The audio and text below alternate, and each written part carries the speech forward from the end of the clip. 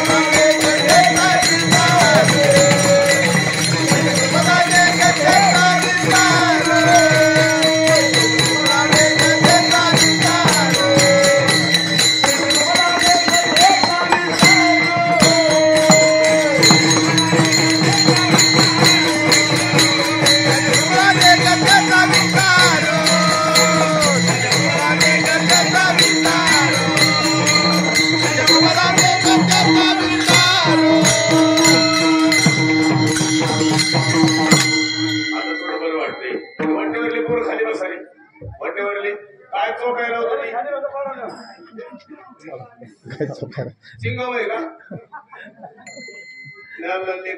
मोठे मोठे नाही मोठे बस बाळा खाली बस इकडे काय म्हणतो माहितीये का आता जरा बरं झालंय भाऊ असं हे गावाचं नाव खानापूर आहे का म्हणूनच खानापूर आहे गावाचं नाव कसं असावं याच्यापेक्षा उत्तर आहे का तुमच्या गावाचं नाव कसं असतं आमच्या गावाचं नाव तर कावळ्याची वाडी कसं आहे काही गावाची नाव तशी असतात नावापेक्षा त्या गावाचं आचरण महत्वाचं आहे सगळ्यात महत्वाचं काय त्याग महत्वाचं आहे आता तुम्ही पाहा आता इथे बरेच मुली आहेत पोर आहेत ते टोपीवाल ते गावाचं काय नाव त्याचं काय नाव तुझं इकडे इकडे हाय की बाहेर फिरते ते हाताला लागलेलं अरे इकडे इकडे तुझं काय नाव इकडे राणा नाव आहे का इकडे आमदार आहे का काय तुझं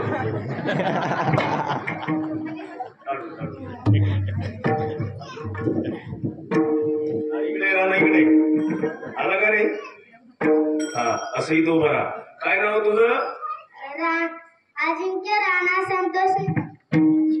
अजिंक्य बरं असू दे हा किती बी असू दे आपल्याला काय करायचं ए पिलो मला सांग बरं मम्मीला मम्मीची आई जास्त आवडती का पप्पांची कळलं नाही हे बघ कीर्तनात खोटं बोलायचं नाही राणा दादा काय बोलायचं नाही खोटं बोललं की पाप लागतं काय लागतं कीर्तनात खोटं बोलायचं धंदा आमचा आहे कोणाचा म्हणला असतो तुमचा त्यानं राखली हे इकडे बघ तुला आत्ती आहे का नाही हा आणि मम्मी हा आणि मावशी आहे का नाही मावशी नाही मुले खास आहे का हे पण तुला चुलती आहे ना आंटी काकी काकी हा आणि तुझं पुढं झाल्यावर तुला शिक्षण झाल्यावर काय व्हायचं मोठं झाल्यावर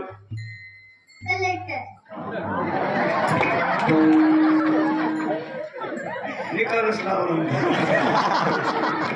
हे कलेक्टर तू अभ्यासानं होशील का नशिबाने मग तुला नशिबाने बायको चांगली मिळेल का बघावं लागेल इकडे बघ बघावं लागेल का नशिबाने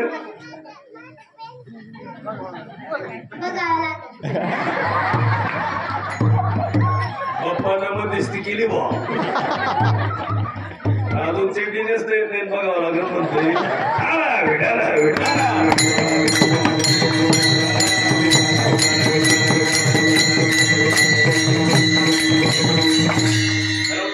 आता का असं विचारायचं माहिती पोराला थोडं टोटोपणा येतो अरे मग हे करायचं सोन्यासारखं वाजी देत गोड आहे तुम्ही रटच ठेवायचं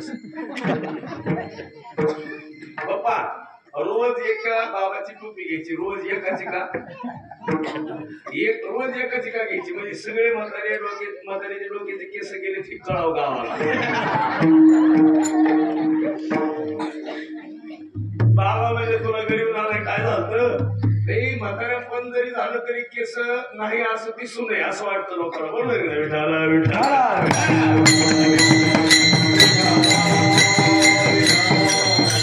सुद्धा उदाहरण नाही का? एकदा जन्म मिळाला आणि ते खानापुरात मिळाला, काय झाला शिवमध्ये मिळाला,